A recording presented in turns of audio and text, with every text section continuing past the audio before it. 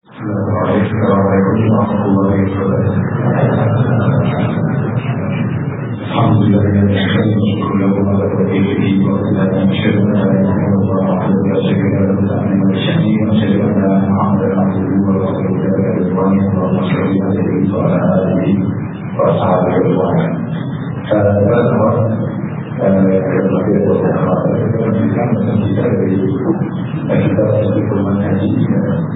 sebelum kita tentang tidak berjalan bisa kita terkait dengan keadaan sampai terlebih dahulu tentang sebelum kita tentang tidak berjalan bisa kita terlebih dahulu satu poin ketiga kemarin tentang tersebut jenazah ada dua tidak dua tentang mengiringi jenazah dan ada yang bisa dan terlebih manusia kita berdoa kepada hukum mengiringi jenazah berjalan ini hukum wanita.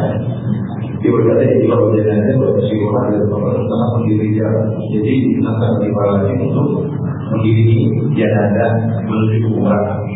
Ya, sebagaimana hadis Al-Bara bin Azib, beliau berkata, "Amarana Rasulullah SAW bitiba'il janazah." Rasulullah SAW memerintahkan kami untuk mengiringi jenazah.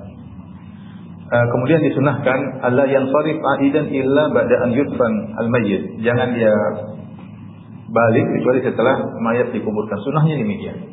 Tunggu sampai dikuburkan baru kemudian balik. Karena pahalanya besar. Kata Rasulullah SAW, "Man syahida al-janazah hatta yusalla 'alaiha falahu qirat." Barang siapa yang menghadiri jenazah, melayat jenazah sampai disolatkan, maka bagi dia pahala satu qirat. Wa man syahida hatta tudfan kana lahu qiratan. Siapa yang mengikuti jenazah sampai dikuburkan, bagi dia dua qirat. Qila wa mal qiratan? Dikatakan, wahai Rasulullah, apa itu al-qiratan? Qala mithlul jabalain al-azimain. Ya, seperti dua gunung yang besar. Jadi dia akan dapatkan dua qirat. Yang satu qirat seperti gunung yang besar. Adapun para wanita, fala yustahabbu lahunna dzalik. Wanita tidak disunnahkan untuk mengiringi jenazah. Bal huwa khilafu sunnah. Ini kata penulis Fiqhul Manhaji. Bahkan ini menyelisih sunnah. Wa khilafu wasiyati Rasulillah sallallahu alaihi wasallam, dan juga menyelisihi wasiat Rasulullah sallallahu alaihi wasallam. Jadi perempuan jangan apa? Ikut jenazah. Meskipun tidak sampai pada derajat haram, tapi ini menyelisih sunnah dan menyelisihi wasiat Nabi sallallahu alaihi wasallam. Dari Ummu Atiyah radhiyallahu anha, beliau berkata, "Nuhina an ittiba'il janaiz wa lam yu'zam alaina." Kami dilarang untuk mengiringi jenazah tetapi tidak ditekankan, artinya tidak sampai pada derajat haram. Ya. Dalam hadis yang diriwayatkan Ibnu Majah dari Ali bin Abi Thalib radhiyallahu anhu, beliau berkata, "Kharaja Rasulullah sallallahu alaihi wasallam fa idza nisbatun julus." Rasulullah SAW keluar, tiba-tiba Rasulullah SAW melihat para wanita sedang duduk. Faqala ma yujlisukunna? Apa yang buat kalian duduk di sini? Para wanita menjawab, "Nantazirul janazah, kami nunggu jenazah lewat." Qala hal tughassilna? Kalian ingin nunggu jenazah buat apa? Mau mandikan? Qulna la, kata mereka tidak. Qala hal tahmilna? Kalian nunggu jenazah apa? Mau ngangkat keranda jenazah? Qulna la, kata para wanita tersebut tidak. Ya. Qala hal tudlina fi man yudli? Ya. Apa kalian mau menurunkan mayat di kuburan? Kata mereka tidak. Kalau gitu buat apa? Farji'na ma'zuratin ghairu ma'juratin. Baliklah kalian dengan membawa dosa dan tidak mendapat pahala. Ya. Tetapi yang wanita hanyalah, ya, artinya para wanita tidak disunahkan untuk mengiringi jenazah dan tidak disunahkan menghadiri kuburan. Dan ini tentu menyelisih apa yang terjadi di zaman sekarang, ya. Para wanita ikut kemana? Ke jenazah, kemudian menghadiri pengkuburan. Memang tidak sampai pada derajat haram, tetapi ini menyelisih apa? Sunnah. Menyelisih itu dalam mazhab Syafi'i ini menyelisih sunnah. Dan menyelisih, kata dia, wasiat Rasulullah sallallahu alaihi wasallam. Tapi adapun adab-adab mengiring jenazah, pertama disunahkan untuk mengiringnya dalam kondisi berjalan. Ya. Adapun kalau dia ingin naik kendaraan, disunahkan baliknya naik kendaraan tidak apa-apa. Tapi kalau perginya disunahkan apa? Berjalan kaki. Ya. Ini tentunya di zaman Nabi sallallahu alaihi wasallam dekat, tentunya dari proses penyolatan sampai ke tempat kuburan dekat. Kalau jauh berkilo-kilo memang tentunya tidak, ya. Tapi kalau dekat maka jalan kaki, ya. Al-Imam Bukhari meriwayatkan dari Thauban bahwasanya Rasulullah SAW utiya bidabbah. Rasulullah SAW didatangkan kepada beliau tunggangan. Wa huwa ma'al janazah, Rasulullah SAW sedang bersama jenazah. Fa aba an yarkabaha, Rasulullah SAW enggan untuk naik tunggangan tersebut. Falaman sarafat, tatkala selesai dari menguburkan jenazah, utiya bidabbatin faraqiba. Didatangkan lagi tunggangan, Rasulullah SAW naik. Maka orang herannya, Rasulullah tadi waktu pergi ngantar jenazah, engkau tidak mau naik kendaraan. Tapi ketika pulang engkau mau naik kendaraan. Kata Nabi SAW, innal malaikata kanat tamshi. Jadi waktu saya bawa jenazah, malaikat juga ikut dan mereka berjalan. Falan akun li arkaba wa hum yamshun. Aku tidak ingin naik kendaraan sementara malaikat apa? Berjalan. Falamma zahabu rakibtu. Tatkala mereka sudah pergi maka aku naik kendaraan. Ini hal yang gaib, ya, hal yang gaib. Artinya seorang muslim ketika dia dibawa ke kuburan, malaikat mengiringi sebagai bentuk penghormatan kepada seorang muslim, ya. Dan Rasulullah diperlihatkan malaikat tersebut dan para malaikat tersebut tidak naik kendaraan, maka Nabi tidak mau naik kendaraan. Setelah dikuburkan malaikat pergi. Makanya Nabi mau naik tunggangan. Tentunya ini tidak sampai derajat wajib jalan kaki, tidak, tapi disunahkan untuk mengiring jenazah dalam kondisi berjalan kaki. Kemudian di antaranya diharamkan membawa jenazah dalam kondisi muzriyah, dalam kondisi yang tidak mengenakan, dalam kondisi terhina misalnya, atau kondisi yang membuat dia mudah jatuh, ya.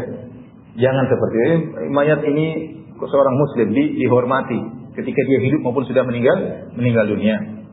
Dan disunahkan untuk dibawa di atas keranda, apalagi kalau dia wanita dianjurkan di atas tabut, yaitu dalam sebuah kotak supaya dia lebih tertutup. Yang kalau sekarang sudah ada keranda kemudian ditutup dengan apa?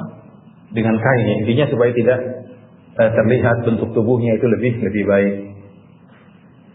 Kemudian dimakruhkan untuk lagat, untuk ngobrol-ngobrol, bicara-bicara yang tidak ada manfaatnya ketika sedang menggiring jenazah.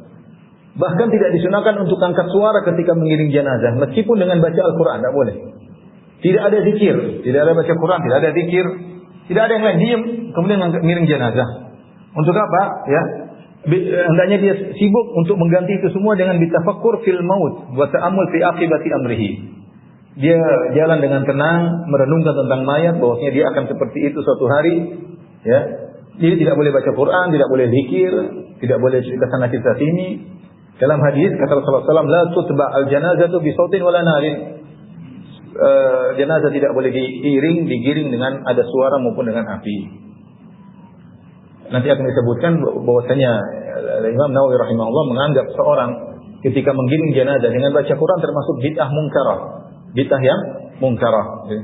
Meskipun niatnya baik, tapi bid'ah karena menyelisih sunnah. Sunnahnya tidak perlu dengan bacaan apapun, tidak perlu dengan suara zikir Al-Quran. Dia fokus untuk menggiring mayat, merenungkan tentang hari akhirat, bahwasanya dia akan seperti itu. Kemudian yang afdal adalah para penggiring berjalan di bagian depan jenazah, dekat dengan jenazah, karena mereka adalah syufa'a laha, mereka adalah pemberi syafaat. Jadi menggiring, mengantarkan mayat untuk menghadap Allah Subhanahu wa taala. Jadi mereka di depan para mayat tersebut, ya. Abu Daud meriwayatkan dan yang lainnya dari Ibnu Umar radhiyallahu anhu. Ibnu Umar berkata, "Ra'aitu Nabi sallallahu alaihi wasallam Abu Bakar wa Umar yamshuna amama janazah." Aku melihat Abu Bakar, Umar, mereka berjalan di depan jenazah. Ani Nabi sallallahu alaihi wasallam, "Ar-raqibu yasiru khalfal janazah wal mashy khalfaha wa amamaha." Orang naik kendaraan belakang jenazah, ini menunjukkan boleh juga naik kendaraan, tapi sunnahnya tadi apa? Jalan kaki. Adapun jalan kaki di belakang dan di depan, tapi harus ada yang di depan. Sunnahnya harus ada yang di depan, terutama orang-orang soleh yang seakan-akan mereka adalah pemberi syafaat bagi mayat tersebut. Jadi kalau yang jalan kaki depan, kanan, kiri, belakang, naik kendaraan di belakang. Kemudian dikatakan sini dalam la mani'a min an yushayyi al-muslimu janazata qaribihi al-kafir, tidak mengapa seorang muslim menggiring jenazah kerabatnya yang kafir, wala karahata fi dzalik, dan tidak makruh. Yang dilarang adalah mendoakan mayat kafir dengan rahmat dan ampunan. Adapun bela sungkawa ini kita datang menggiring, maka tidak jadi masalah. Kemudian tusannu ta'ziyatu ahli al-mayyit khilal 3 ayyam. Disunahkan untuk mentakziah. Takziah itu bela sungkawa, menghibur keluarga mayat selama 3 hari. Berarti selama 3 hari.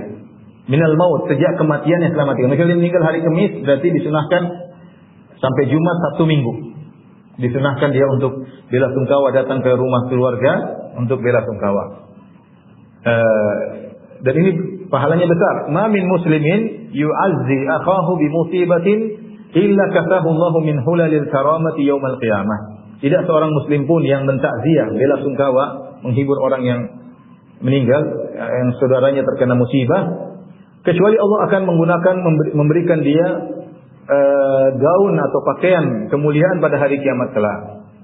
Takziah maksudnya menyuruh dia untuk sabar, ya, atau menghibur dia dengan mengatakan a'zamallahu ajrak, semoga Allah membesarkan pahalamu dengan musibah ini, wa ahsana azaak, dan semoga Allah Subhanahu wa taala memberikan engkau kesabaran, ya. Itu maknanya. Kita a'zamallahu ajrak wa ahsana azaak, semoga Allah membesarkan pahala bagimu, semoga Allah membuat engkau tegar menghadapi musibah tersebut.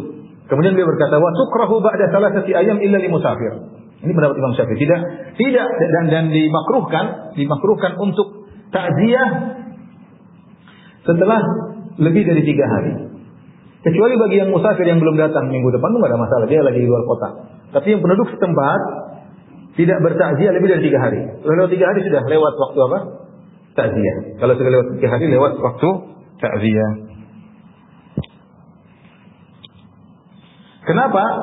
Dan ini dijelaskan oleh Imam Syafi'i rahimahullah taala, li'anna al-huzna yantahi biha ghaliban fala yustahsanu tajdiduhu. Karena namanya kesedihan itu biasanya 3 hari sudah lewat, maka tidak dianjurkan untuk diulang-ulang lagi. Sudah lewat dibuat sedih lagi, sudah lewat dibuat sedih lagi. Kalau 3 hari sudah lewat, hari keempat datang lagi takziah, nangis lagi. Hari kelima nangis lagi. Hari ketujuh nangis lagi. Hari ke-21 nangis lagi.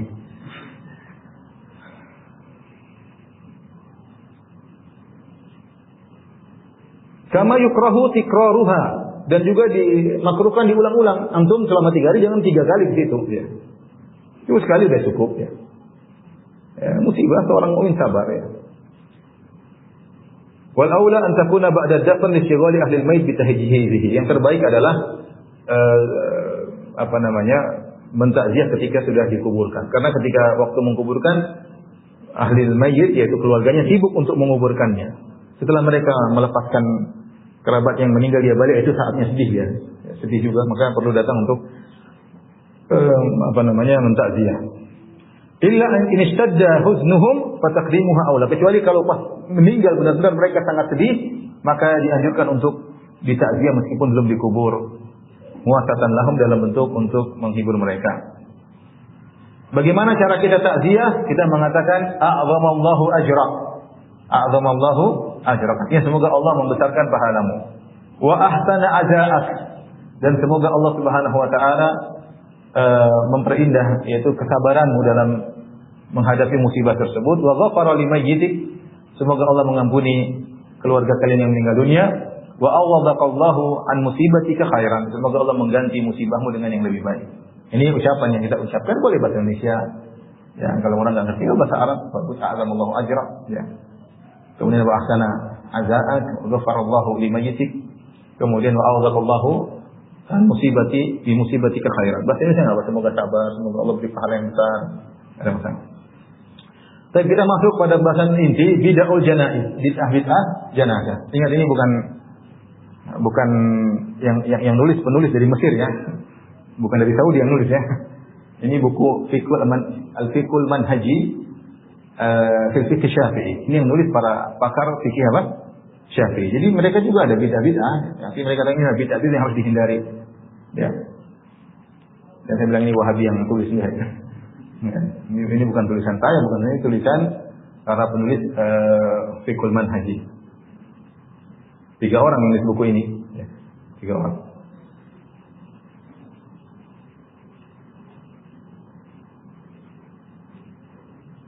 Ada Dr. Mustafa Al-Khin, kemudian Dr. Mustafa Al-Hugha, kemudian Ali Syarjaji atau salahnya. Jadi 3 orang ini pakar mazhab Syafi'i. Kalau tidak di Mesir, dari Syam. Intinya bukan orang yang disebut sebagai ulama Wahabi, enggak. Baik, kita baca bid'ah janaiz. Saya baca Arabnya biar lebih yakin. Kullu ma yukhalifu adab at-tashyi' allati dzakarnaha fa hiya bid'un. Semua yang menyelisih adab-adab menggiring jenazah yang telah kami sebutkan tadi, semua yang menyelisih adalah bid'ah.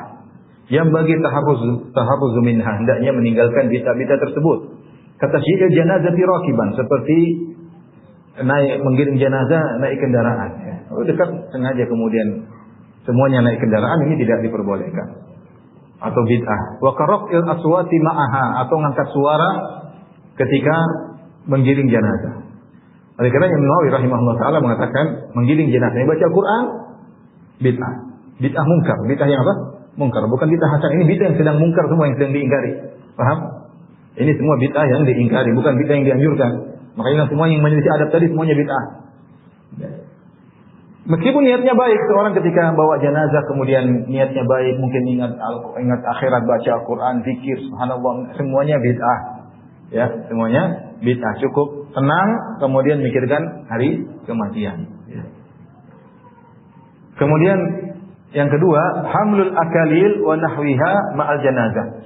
Akalil maksudnya akalil al-wardiyah, yaitu ketika sedang giring jenazah bawa rangkaian bunga dari PT ini, dari pabrik ini, dibawa menuju ke pekuburan. Ini bid'atun muharramatun. Kalau tadi mungkin bid'ah makruha, yang pertama tadi, ini beliau mengatakan bid'atun muharramah, ini haram. Karena mazhab Syafi'i bagi bid'ah bermacam-macam. Yang sedang kita bahas ini semuanya kalau bukan bid'ah makruh, bid'ah apa? Haram. Paham ya? Bukan bid'ah hasanah. Fahiya bid'atun muharramatun, ini bid'ah yang haram. Tasallalat ilal muslimin taqlidan li adatil kafirin. Masuk dalam orang-orang Islam sebagai bentuk taklid kepada kebiasaan tradisi orang-orang kafir. Fi marasimi janaizihim, dalam tradisi penyelenggaraan jenazah mereka. Wa fiha ma fiha min idha'atil mal duna faedah. Hanya buang-buang harta, tidak ada faedahnya. Bikin garangan bunga harga 2 juta, 3 juta rame-rame kemudian diiring dibawa ke tempat orang yang meninggal dunia, digiring dibawa ke kuburan. Jadi duitnya masuk amplop kasih orang yang meninggal dunia. Ini menurut mazhab Syafi'i, bukan perkataan saya. Ustaz mengada-ngada enggak. Ini mazhab apa? Syafi'i. Wal mufakharah wal mubahat, dan ini hanya mendatangkan bangga-banggaan dan pamer-pameran. Kalau PT-nya semakin besar, karang buahnya 2 meter kali 2 meter ya. Ya.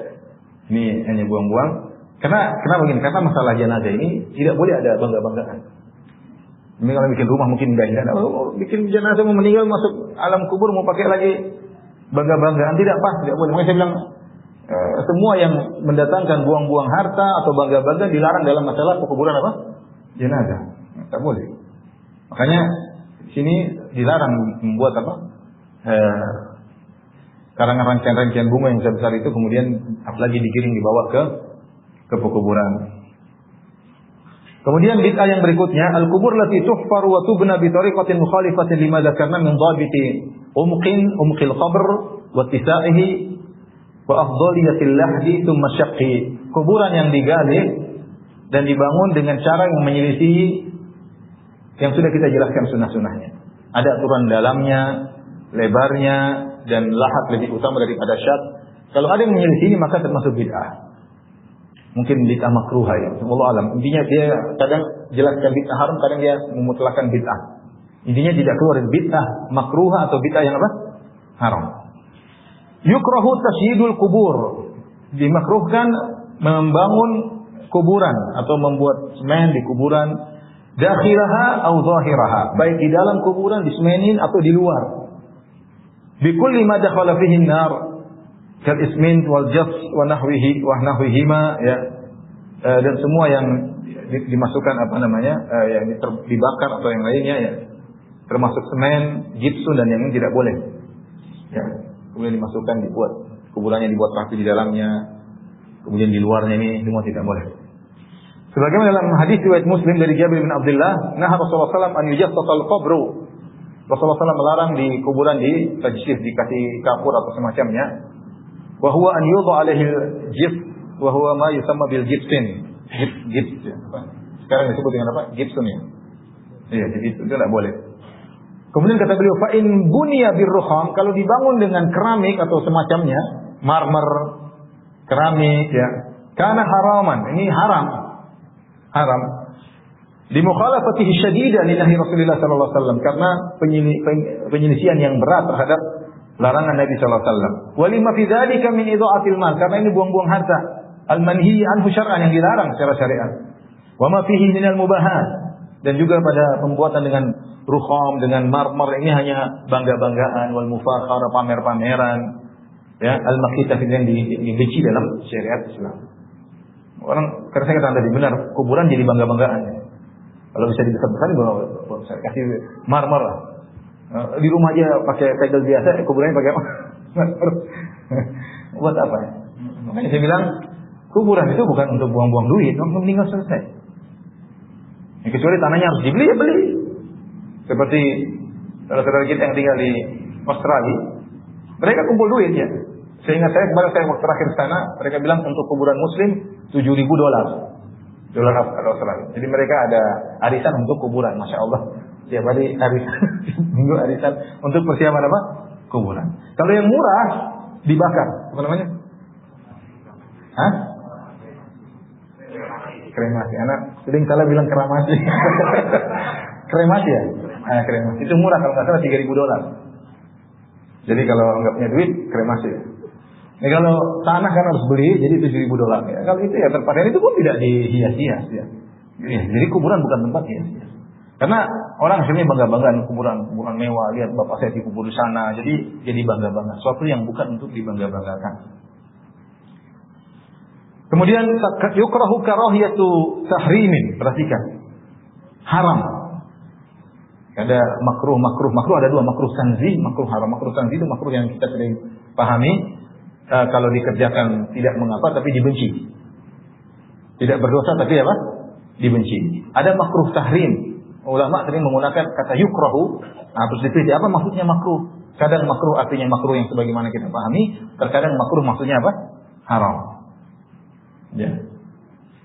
Di antaranya yukrahu karahiyatu tahrimin tasnimul kuburi wal bina 'alaiha. Diharamkan meninggikan kuburan, apalagi bangun sesuatu di atas apa? Kuburan. Ala nahwi alladhi yaf'aluhu katsiru minan nas al-yawm, kata beliau, kata mereka bertiga, sebagaimana yang dilakukan oleh banyak orang pada hari ini. Ya, di mana-mana, bukan cuma di Indonesia, di Mesir, di Syam, ini kan penulis orang Arab ini. Kecuali di Arab Saudi, enggak ada. Ya. Semua kuburan rata. Kata beliau, ala nahwi, hukumnya haram, bukan makruh.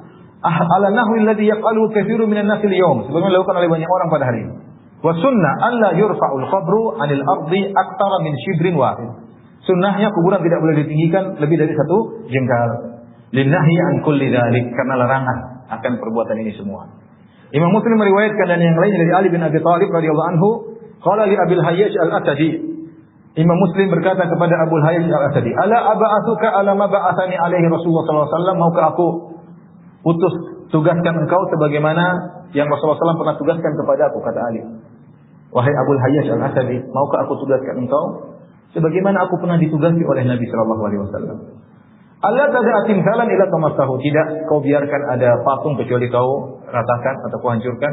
Wala qabran musyrifan illa sawaitahu, dan tidak ada kuburan yang tinggi kecuali kau ratakan. Jadi meratakan kuburan sunnah Nabi, dan Rasulullah sallallahu alaihi wasallam pernah menugaskan Ali bin Abi Thalib untuk meratakan apa? Kuburan. Itu manhaj, ini mazhab Imam Syafi'i.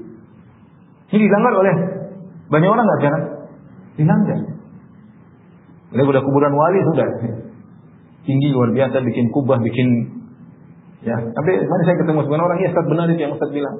Kita kalau pergi kuburan ada sholat tahiyatul kuburan. Maksudnya bukan tahiyatul kuburan, sholat dulu, baru kemudian ambil Quran baca di situ dan macam-macam. Dibuat bangunan seperti masjid. Bahkan itu adalah saingan bagi masjid-masjid. Betapa banyak orang lebih khusyuk ke kuburan beribadah daripada pergi ke rumah Allah Subhanahu wa taala. Ini hukumnya haram, bukan makruh. Ini yang dirojikan oleh para fuqaha Syafi'iyah di dalam buku ini. Kata mereka, karahiyatut tahrim. Yukrahu karahiyatut tahrimin. Hukumnya adalah haram. Dalilnya tadi Rasulullah perintah ratakan. Oleh karenanya dilakukan oleh pemerintah Arab Saudi.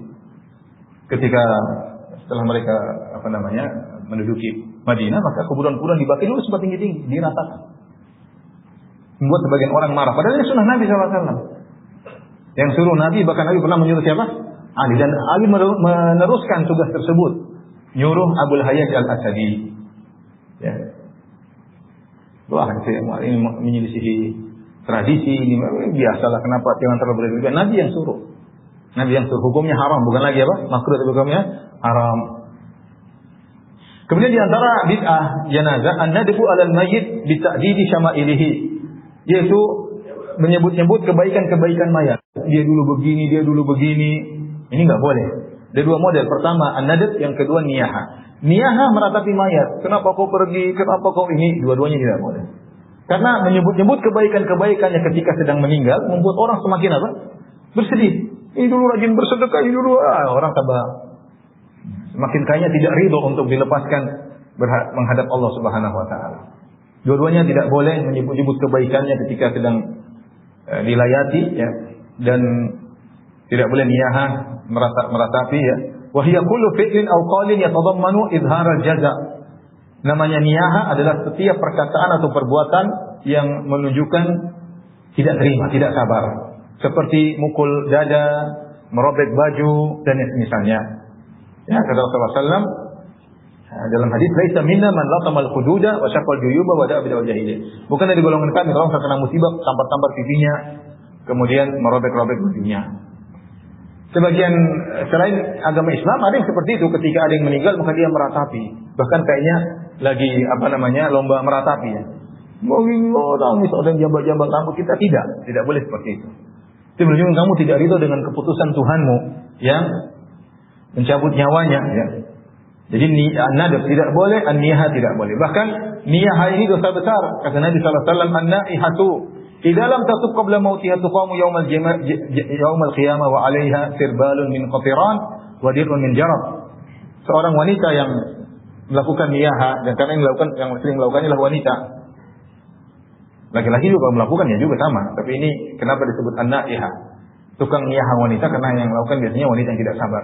Kalau tidak bertobat sebelum meninggalnya, maka dia akan dibangkitkan pada hari kiamat kelak, kemudian dipakaikan pakaian dari sesuatu yang sangat panas, wadir'un min jarab, dan pakai baju kurung yang menimbulkan gatal, siksaan bagi dia. Jadi niyah hukumnya dosa besar.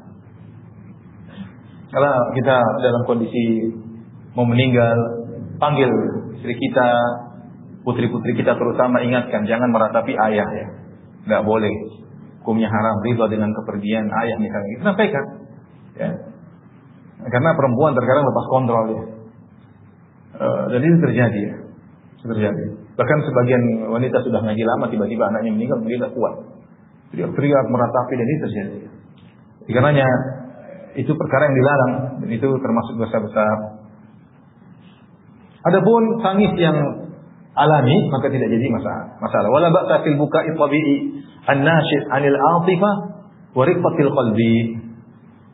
Tidak mengapa nangis alami yang muncul gara-gara perasaan dan juga hati yang lembut. Karena Nabi sallallahu alaihi wasallam juga menangis. Rasulullah SAW menangis ketika putranya Ibrahim mau meninggal dunia. Tatkala beliau melihat lamma ra'ahu yajudu bi nafsihi, tatkala Rasulullah melihat Ibrahim sakratul maut, itu jiwanya mau keluar, rohnya mau keluar dari jasadnya, dan itu anak sangat dicintai oleh Nabi. Ketika itu Nabi tidak punya anak laki-laki kecuali siapa? Ibrahim. Memang Rasulullah SAW diuji dalam banyak hal. Ya, di antaranya anak-anaknya meninggal di hadapan dia, di antaranya Ibrahim ketika digendong oleh Nabi sallallahu alaihi wasallam, kemudian Rasulullah melihat bagaimana dia sakratul maut. Kemudian Rasulullah SAW berkata, innal aina tadma. Sebelum meninggal Rasulullah SAW sudah menangis. Rasulullah SAW, air mata ini mengalirkan air mata, wal qalba yahzan, semuanya hati itu sedih. Wala naqulu illa ma yughdi rabbana, dan kami tidak mengucapkan kecuali perkara yang mendatangkan keridhaan Rabb kami. Wa inna bi firaqika ya Ibrahim la mahzunun. Sungguh kami sangat bersedih dengan kepergian. Rasulullah SAW menangis. Demikian juga dalam Sahih Muslim dari Abu Hurairah radhiyallahu anhu, zara an-nabiyyu qabra ummihi fabaka wa abka man haulahu. Rasulullah SAW menziarahi kuburan ibunya, Rasulullah SAW menangis dan orang sekitarnya juga menangis. Bid'ah yang ketujuh, perhatikan. Inshigalu ahli al-mayyit bi sun'i at-ta'ami wa jam'in nasi alaihi. Sibuknya keluarga mayat untuk bikin makanan dan ngumpulin orang untuk makan makanan. Saya ulang, ini bukan perkataan saya. Insyighalu ahli al-mayyit bisun ay ta'ami, sibuk keluarga mayat buat makanan, mengundang orang untuk makan. Kama huwa al-mu'tadu fi hadzal asri, sebagaimana ini tradisi di zaman sekarang. Jadi model begini bukan cuma di tanah air kita, bahkan di negeri mereka. Dan itu diingkari oleh mereka. Bid'atun tunaqidu sunnah. Ini adalah bid'ah yang menyelisih sunnah. Membatalkan sunnah itu bertabrakan, kontradiksi dengan sunnah. Wa tukhalifuha mukhalafatan syadidah, dan menyelisih sunnah dengan penyelisihan yang berat. Dengan penyelisihan yang berat. Gimana? Kenapa? Wa innama sunnatu aqsu dzalik. Sunnah itu malah sebaliknya. Sunnah malah sebaliknya. Ai an yaquma ba'dul musyayyi'in bi tahdhir at-ta'am wa irkalihi ila ahli al-mayyit. Justru orang-orang yang layak yang bikin makanan dan kirim kepada keluarga mayat. Au jamu ahli fi baiti da'i, atau orang-orang yang sedang bersedih datang ke rumahnya, makan di rumahnya karena mereka lagi sedih, enggak sempat bikin makanan. Ini sunnah kalau dikerjakan indah. Alhamdulillah beberapa kejadian seperti itu. Ketika ada keluarga yang meninggal, makanan datang. Kita namanya orang meninggal sibuk ngurus ini, sibuk mayatnya, apalagi musim Covid. Terus orang-orang datang, kita siapin makanan buat apa? Buat mereka. Ya. Sehingga mereka tidak terbebani. Wa yustahabbu an yakuna katsiran bihaitsu yakfi ahlal mayyit yaumahum wa lailatahum, dan disunahkan memberi makan kepada keluarga mayit dengan makanan yang banyak yang cukup untuk makan siang dan makan malam. Ya. Wa dzalika liqauli sallallahu alaihi wasallam, ini berdasarkan hadis Nabi sallallahu alaihi wasallam, lamma jaa khabaru qatl Ja'far bin Abi Thalib, tatkala datang berita tentang terbunuhnya Ja'far bin Abi Thalib dalam perang Mu'tah, kata Nabi sallallahu alaihi wasallam, isna'u li ali Ja'far ta'aman, buatlah makanan buat keluarga Ja'far, fa innahu qad ja'ahum ma yushghiluhum, sungguhnya mereka telah ditimpa dengan musibah. Jadi ini dikatakan bid'ah, berkontradiksi dengan sunnah, mukhalafatan syadidah, penyelisihan yang berat. Wa yuhramu tahiyatu ta'am lin-na'ihat wa amsalihinna. Ya. Apalagi haram menyiapkan makanan untuk wanita yang siap-siap untuk apa? Meratapi. Ya. Tidak boleh. Karena dia melakukan dosa. Sawa'un kana min ahli mayyit am ghairihim. Yang wanita meratapi ini apakah dari keluarga mayat atau dari lainnya, tidak boleh. Dzalika li'annahu i'anatun ala ma'siyah. Karena kalau kita kasih makan, kita membantu maksiat. Biar dia teriaknya lebih keras. Biarin lapar, enggak usah. Kasih makan dia teriak lebih keras lagi, jangan. Ya. Wa tahmisun 'ala al-istimrari fiha, dan buat dia semakin semangat untuk apa? Terus meratapi. Perhatikan berikutnya. Wa minal bid'ah ma yaf'aluhu ahlul mayyit min jami'in nas 'ala ta'am. Perhatikan ini. Ini bukan omongan saya ya. Perhatikan. Dan di antara bid'ah adalah apa yang dilakukan oleh keluarga mayat. Min jam'in nasi ala ta'am, mengumpulkan orang untuk makan makanan bimunasabatin ma yusammunahu bimurur arba'in wa nahwihi. Karena ada munasabah, yaitu ada satu momen, kata mereka, karena sudah lewat 40 hari. Atau yang semisalnya. 7 hari, 10 hari, 100 hari, 1000 hari, ya, 271 hari. Ini semua bid'ah. Dan ini dalam buku-buku fikih Syafi'i semua ada. Makanya kadang saya heran ya. Ini sudah ada fikihnya, ini bukan fikih. Bukan fikih orang Saudi, ini fikih mazhab Syafi'i. Jadi mereka, sebagian orang tetap aja ngeyel, enggak ini, macam-macam dalil. Ini yang bilang ulama kalian sendiri. Jadi Imam Syafi'i enggak diikuti, Imam Nawawi enggak diikuti, ini ulama fuqaha Syafi'i zaman sekarang tidak diikuti, terus ikut siapa? Bikin mazhab sendiri. Hukumnya tidak boleh, ini termasuk bid'ah. Wa idza kanat nafaqatu hadhihi al-at'imati min malil warathah wa fihim qasirun ay ghairu balighin, kana hadzal fi'lu min asyadil muharramat. Kalau ternyata uang ini pakai uang orang aja enggak boleh. Kita yang bantu, sudah kamu tenang aja, kita bikin makanan 40 hari undang orang. Itu saja tidak boleh kita.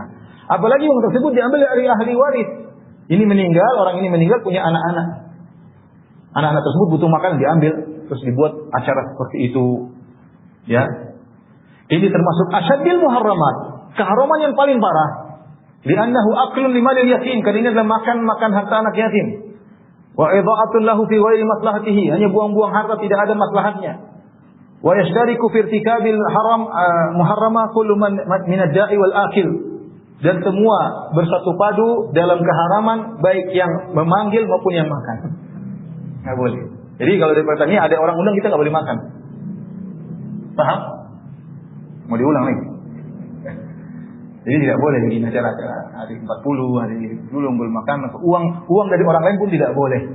Apalagi uang dari ahli waris. Apalagi sampai ngutang sana ngutang sini. Tidak ada faedahnya.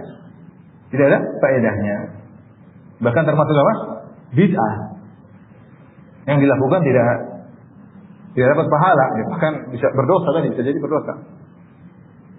Di antara bid'ah, kata para penulis, qiraatul Qur'ani fi mahafil resmiyatin li ta'ziyah.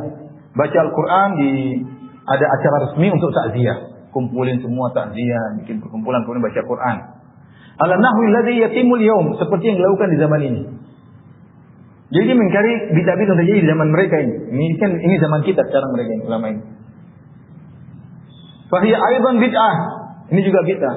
Kalau orang ente gimana sih bid'ah? Baca Quran kok bid'ah? Ini yang bilang bid'ah bukan saya. Yang bilang siapa? Mereka. Ulama Syafi'iyah.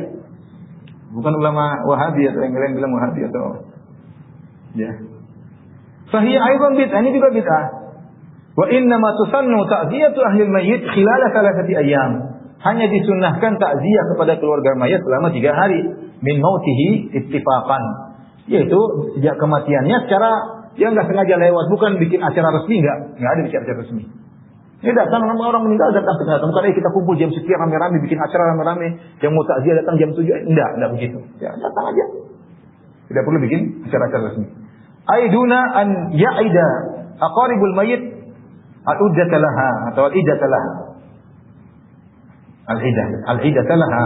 Bukan keluarga mayat bikin suatu janji pertemuan, enggak. Jadi ittifaqan itu ya jalan seadanya ketemu bukan bikin acara khusus, enggak.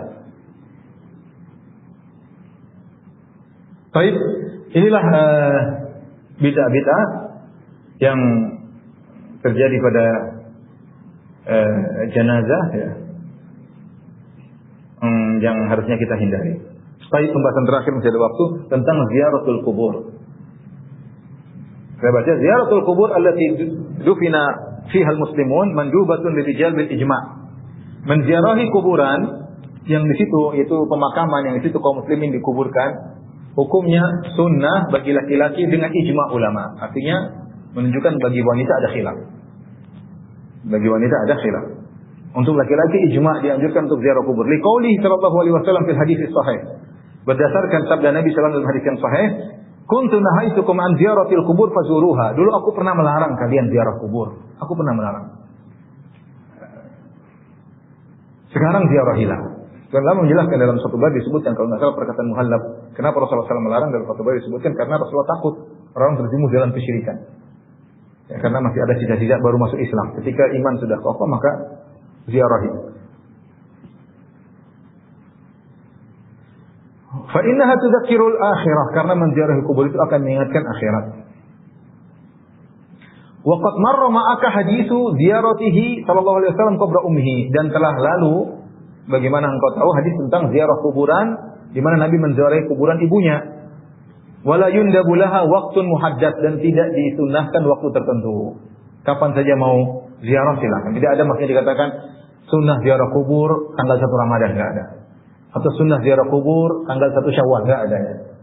Bahkan kalau 1 Syawal kayaknya kurang pas karena itu hari senang-senang ya. Hari senang-senang, ada 2 tanggal 3 ada arti. Tapi kalau seorang ingin menziarahi kuburan karena kebetulan momennya pas, lagi liburan, lagi pulang kampung, oke. Tapi jangan meyakini bahwasanya ziarah kubur 1 Ramadan sunnah, ziarah kubur 1 Syawal sunnah. Yang bilang tidak sunnah penulis mazhab Syafi'i. Beliau mengatakan wala yundabu laha waqtun muhaddad. Tidak ada waktu tertentu dikatakan sunnah ziarah apa? Kubur. Jadi ziarah kubur kapan saja, mau siang, malam, sore, maghrib terserah. Mau tanggal 1 Ramadan, 2 Ramadan, sebelum Ramadan, setelah Ramadan terserah. Kalau ada yang ingin ziarah pas Ramadan silahkan, tapi tidak dikatakan apa? Sunnah waktunya tersebut. Ziarah kuburnya sunnah, tapi waktunya jangan dibilang apa? Sunnah. Kapan saja silahkan ziarah kubur. Tapi itu laki-laki disepakati. Amman nisa, adapun para wanita, fayukrahu lahunna ziyaratuha. Maka wanita dimakruhkan untuk ziarah kuburan. Kenapa? Li'annaha madhinnatun litabarruj wa nuwah wa raf'il aswat. Karena ziarah kubur bagi wanita ini rawan potensi mazinah, yaitu potensi untuk bertabarruj, berhias. Dan sebagian wanita keluar ke kuburan pakai pakaian yang menggoda, kemudian pakai lipstik dan macam-macam, pakai spidol di wajahnya. Bagi laki-laki antara nangis dan gembira melihatnya. Jadi makruh, hukumnya apa? Makruh. Kalau harus keluar maka jangan seperti itu, karena bertabarruj hukumnya tidak boleh. Jadi karena kemudian juga potensi dia untuk niyaha, untuk meratapi, potensi untuk angkat suara, jangan. Rawa Abu Daud, Al-Imam Abu Daud dalam sunannya, wa ghairuhu, dan juga selain Abu Daud meriwayatkan an Ibni Abbas radhiyallahu ta'ala anhu, dari Ibnu Abbas radhiyallahu anhu, Rasulullah SAW bersabda, la'anallahu za'iratil qubur. Allah melaknat wanita-wanita penziarah kubur. Artinya wanita-wanita yang ziarah kubur kemudian melanggar aturan dilaknat, menunjukkan dosa besar. Mungkin dia ziarah kubur tapi meratapi, mungkin dia ziarah kubur tapi dia bertabarruj. Ini semua masuk dalam hadis ini. La'anallahu za'iratil qubur. Allah melaknat wanita-wanita penziarah kubur, yaitu yang ziarah kubur dengan melanggar. Walakin yusannu, mereka merajihkan penulis ini, walakin yusannu lahunna ziyaratu qabri Rasulillah sallallahu alaihi wasallam, tapi disunahkan untuk ziarah kuburan Rasulullah sallallahu alaihi wasallam. Wa yanbaghi an yalhaqa bidzalik qubura an yulhaq bidzalik quburu baqiyatil anbiya'i wassalihin. Menurut ini kita bacakan bahwasanya demikian juga disunahkan, kalau disunahkan untuk ziarah kuburan Nabi sallallahu alaihi wasallam, maka disunahkan juga untuk ziarah kuburan orang-orang saleh. Kuburan nabi-nabi yang lain dan kuburan orang-orang saleh. Syaritata alla yakuna tabarrujun wa ikhtilafun wa izdihamun wa iltifaqun birrijal. Dengan syarat tidak boleh ketika pergi ke kuburan-kuburan tersebut ada tabarruj, berias, campur baur, desak-desakan, nempel dengan lelaki, ini semua tidak boleh. Raf'ul aswat, ngangkat suara, mimma huwa madinatul fitnah, ini potensi timbulnya fitnah. Wa ma aktsarahu fi ziyaratihinna. Dia tutup, beliau mengatakan, mereka berkata, penulis tiga orang mengatakan, wa ma aktsarahu fi ziyaratihinna, dan betapa banyak para wanita ketika ziarah seperti ini. Tabarruj, campur laki-laki perempuan, desak-desakan, laki-laki perempuan di luar desakan. Kemudian nempel dengan lelaki, angkat suara, ya ini semua tidak boleh ya. Di sini kita tahu bahwasanya ulama Syafi'i berpendapat ziarah ke kuburan Nabi dan kuburan orang-orang saleh, maka pembahasan tersendiri, ada pembicaraan di kalangan para ulama, tapi inilah fikih dari mazhab Syafi'i. Baik, min adati ziyaratil kubur, adab ziarah kubur, idza dakhala az-za'ir al-maqbarah, jika penziarah masuk di kuburan, nudiba lahu an yusallima 'alal mauta qailan. Maka disunahkan dia untuk memberi salam kepada para mayat-mayat dengan berkata, assalamu alaikum dara qaumin mu'minin. Keselamatan bagi kalian wahai penghuni kuburan. Wa inna insyaallahu bikum lahiqun. Kami insyaallah nyusul kalian. Insyaallah di sini bukan keraguan tapi memastikan. Insyaallah terkadang untuk meragukan, terkadang untuk memastikannya. Terkadang untuk menghindar.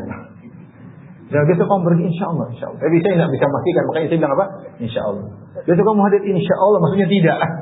Supaya saya tidak bilang jadi, dia bilang insyaallah untuk kabur. Padahal insyaallah itu maksudnya saya akan berusaha, tapi saya tidak bisa memastikan karena belum tentu saya bisa.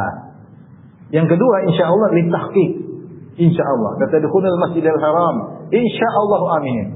Kata Allah, kalian wahai para nabi dan para sahabat akan masuk ke Masjidil Haram insyaallah dalam kondisi aman. Insyaallah maksudnya pasti. Nah, di antaranya insyaallah ini, wa inna insyaallah bikum lahiqun, kami insyaallah nyusul kalian insyaallah sini, pasti atau tidak? Pasti, makanya litahqiq.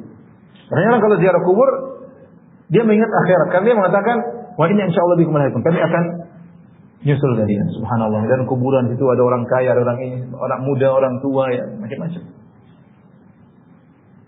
Saya kemarin baru ke rumah sebagian saudara-saudara kita, ada dia punya anak masih muda, masih umur 30-an, udah punya anak 3 meninggal Covid, umur 30. Subhanallah, 31 kalau nggak salah.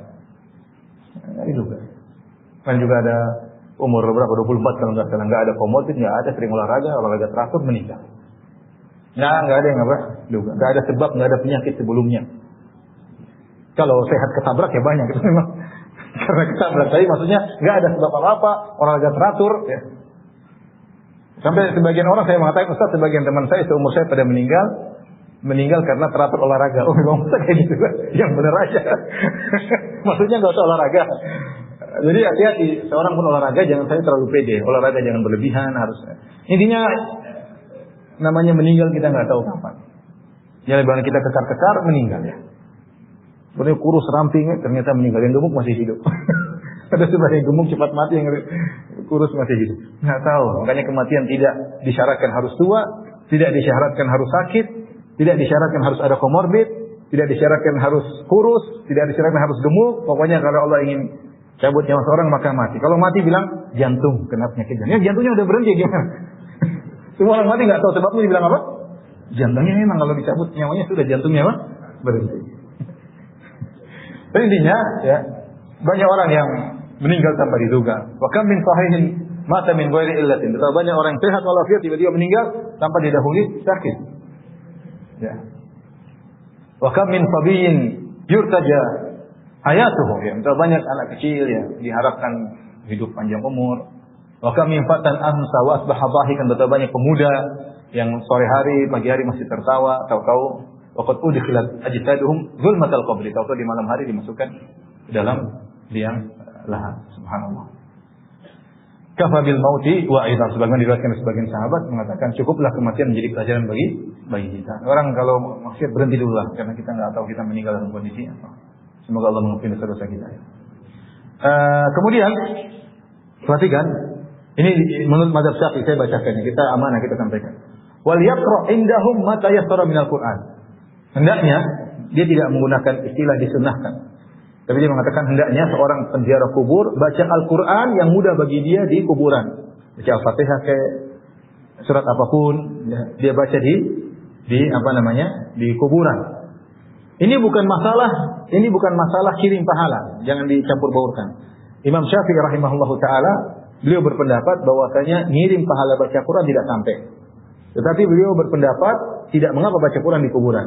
Bukan masalah kirim pahala kepada penghuni kubur, tetapi mereka ulama Syafi'iyah mengatakan kalau kita baca Al-Quran maka akan datang rahmat, dan sang mayat sangat butuh dengan rahmat. Dengan turunnya rahmat bagi orang baca Quran akan berefek bagi penghuni kubur. Ini bukan masalah baca Quran, karena sebagian ketika ada seorang yang bantah saya bilang Imam Syafi'i mengatakan bahwasanya kirim pahala tidak sampai, mereka bilang gimana? Antum nggak tahu, bukankah Imam Syafi'i mengatakan boleh baca Quran di kuburan? Ini masalah berbeda. Kalau dia jeli tentang fikih Syafi'i, dia tahu ini masalah berbeda. Ya. Masalah ini bukan masalah, makanya di sini disebutkan tidak disebut masalah kirim baca Quran. Saya bacakan lengkapnya. Wal yaqra indahum ma tayassara minal Quran. Maka hendaknya seorang penziarah baca Quran di kuburan. Fa inna rahmata tanzilu haitsu yuqra'ul Quran. Karena rahmat Allah turun ketika dibacakan apa? Al-Quran. Tsumma yad'u lahum aqibal qira'ah. Kemudian setelah baca Quran, jangan lupa doakan mereka. Ya. Wal yuhdi misla sawabi tilawatihi li arwahihim. Ini pendapat lain lagi. Ini bahasan tersendiri. Lama Syafi'i terbagi menjadi dua dalam masalah ini. Sebagian mengatakan bacaan qiraat tidak sampai seperti pendapat Imam Syafi'i.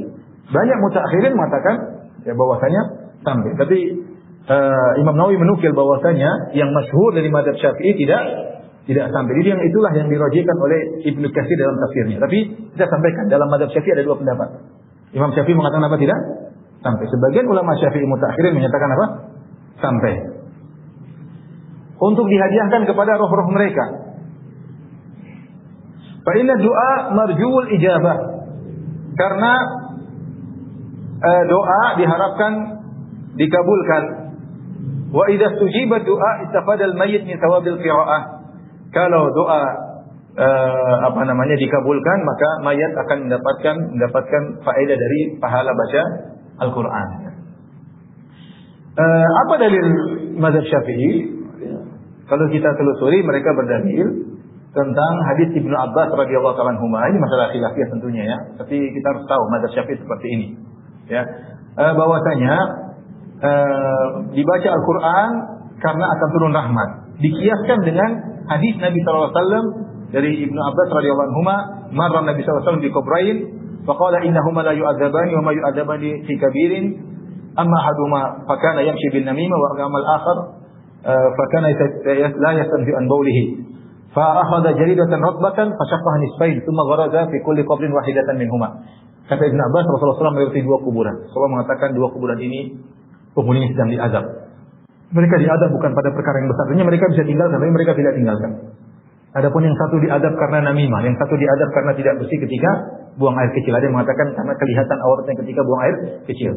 Maka Nabi SAW mengambil pelepah korma yang masih basah. Kemudian Rasulullah SAW belah 2. Rasulullah SAW tancapkan masing-masing belah tersebut kepada 2 kuburan tersebut. Rasulullah SAW mengatakan la'allahu yukhaffafu anhuma ma lam yaibasa.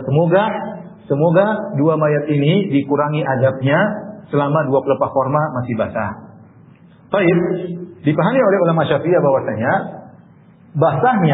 basahnya pelepah korma tersebut mempengaruhi dikuranginya azab. Basahnya. Nah, kalau basahnya pelepah korma bisa mempengaruhi azab, mengurangi azab, apalagi bacaan apa? Al-Quran. Jadi kias aulawi. Kalau benda mati yang basah ditancapkan bisa mengurangi siksaan, apalagi bacaan apa? Al-Quran. Tapi ini pendalilan tentu jadi permasalahan bahwasanya Nabi hanya melakukannya sekali, kemudian para sahabat tidak menirunya, dan terkurangnya adab. Rasulullah melakukan demikian karena Rasulullah tahu ilmu gaib bahwa mereka sedang diazab. Rasulullah SAW tidak pasang di kuburan Abu Bakar, di kuburan para sahabat yang lain, di syuhada Uhud, enggak. Tapi Rasulullah sendiri sedang diazab, maka kita tancapkan ya. Nah, kita nggak tahu diazab atau tidak. Kalau diazab kita, tapi itu pun kekhususan Nabi SAW. Makanya Rasulullah SAW mengatakan, la'allahu yukhaffafu anhuma, semoga dikurangi selama tidak kering. Maksudnya apa? Kata para ulama, doa Nabi SAW memberi syafaat kepada 2 orang ini, tapi syafaatnya bertempo sampai pelepah korma ini apa? Kering. Kalau sudah kering maka terlepas lagi syafaat Nabi SAW. Karena kalau kita melihat ini khusus Nabi SAW yang kedua, tidak ada kaitannya bahasa sesuatu dengan apa? Dengan dikuranginya azab. Ketika ditanya kenapa mengurangi azab, karena dia basah. Kenapa basah mengurangi azab? Karena sedang bertasbih. Kalau tasbih benda mati mengurangi azab, apalagi bacaan Quran orang hidup. Ini sisi kiasnya, paham? Jadi ditanya kenapa pelepah yang basah membuat azab dikurangi? Kata mereka karena pelepah basah bertasbih kepada Allah. Kalau pelepah benda mati bertasbih kepada Allah mengurangi adab, apalagi bacaan Quran dari orang yang hidup. Dibantah. Nah, emang kalau pelepah kering tidak bertasbih? Yusabbihu ma fi samawati wa fil ard. Semua bertasbih kepada Allah Subhanahu wa taala. Tidak disebutkan yang basah-basah doang ya. Batu bertasbih, pohon kurma bertasbih, makanan bertasbih. Jadi intinya demikian. Dan yang benar bahwasanya Allah alam bisawab, bahwasanya dikurangi adab tersebut karena doa Nabi Shallallahu Alaihi Wasallam dan syafaat Nabi tersebut bertempo ya. Allah alam bisawab. Sekarang orang banyak berinisiatif. Di antaranya ada yang pasang kendi, saya lihat ini pasang kendi isi air. Basah ya, basah. Ya, nyambung karena basah ya. Kalau pelepah korma mungkin basahnya 2 hari 3 hari. Kalau kendi bisa lama. Bisa lama. Sehingga ini inisiatif berdasarkan hadis ini. Saya baca lagi kemarin ada yang melarang. Apakah ini pendapat fuqaha atau tidak? Artinya rumput-rumput tidak boleh ditebang. Kalau rumput biarin aja. Karena kalau kamu mencukur rumput-rumput di kuburan mengurangi kebasahan. Kalau mengurangi kebasahan repot, kasihan dia lagi senang basah-basah tidak boleh. Ada pendapat seperti itu. Jadi ini pengembangan dari pendapat tersebut. Ini masalah khilafiyah. Saya yang sampaikan masalah itu, tapi berhak untuk memilih. Kalau saya disuruh pilih, saya pilih pendapat bahwasanya tidak disunahkan apa? Demikian. Tapi kalau ada yang melakukannya, ya kita tidak melarang karena itu pendapat mazhab apa? Syafi'iyah. Paham? Ingat, ini semua dilakukan bukan untuk minta kepada penghuni kubur. Semua yang disebutkan oleh ulama Syafi'iyah, meskipun mungkin kita berselisih dengan mereka, semuanya adalah terkait dengan naf'ul mayyit, memberi manfaat kepada mayat. Bukan mengambil manfaat dari apa? Mayat. Entah baca Quran supaya turun rahmat, paham? Atau mengirimkan pahala bacaan menurut pendapat sebagian ulama Syafi'iyah, semuanya memberi faedah kepada mayat. Bukan sebaliknya datang minta kepada mayat. Demikian, wabillahi taufiq. Assalamualaikum warahmatullahi wabarakatuh.